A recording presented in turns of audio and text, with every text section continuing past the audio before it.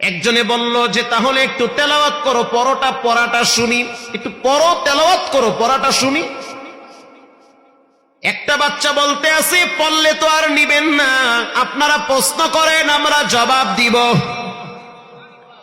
এটা শোনার পরে আমাদের হাত পাও ঠান্ডা হয়ে গেছে। জীবনে কত হাফেজ দেখলাম, এমন হাফেজ দেখি নাই যে বলতে পারে আপনারা প্রশ্ন করেন, আমরা জবাব দিব।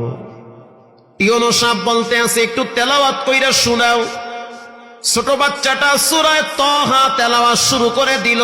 তাহা মা আনজালনা আলাইকাল কুরআনা লিতাশকা। তেলাওয়াত যখন শুরু করলো, তাকায় দেখলাম টিওনো সাহেবের চোখের পানি বায়া বায়া পড়তেছে। স্যার আপনি কেন কাঁদেন? বলে বাইতুল্লাহ দাঁড়াইয়া যেই পড়া শুনছি, ওই পড়াটা মনে হয় এখন শুনতেছি।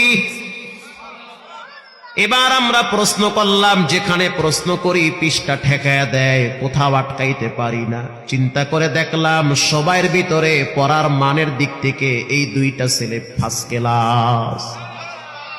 সবাই বুদ্ধি দিল, তাহলে একটা কাজ করি, কোনো দিকে তাকানো দরকার নাই।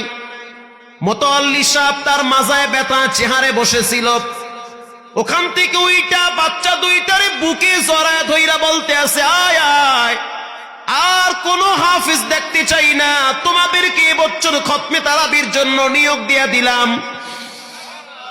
তারাবি শুরু হয়ে গেল। 17ই রমজান, বাহিরে হাজার হাজার মানুষ দাঁড়ায় দাঁড়ায় নামাজ পড়ে। এমনকি পুলিশকেও দেখেছি রাস্তার উপরে গামছা বিছায়া নামাজে দাঁড়ায় রইছে। হিন্দু মহিলারাও পর্যন্ত মসজিদের পিছনে দাঁড়ায় দাঁড়ায় কোরআন তেলাওয়াত শুনেছে।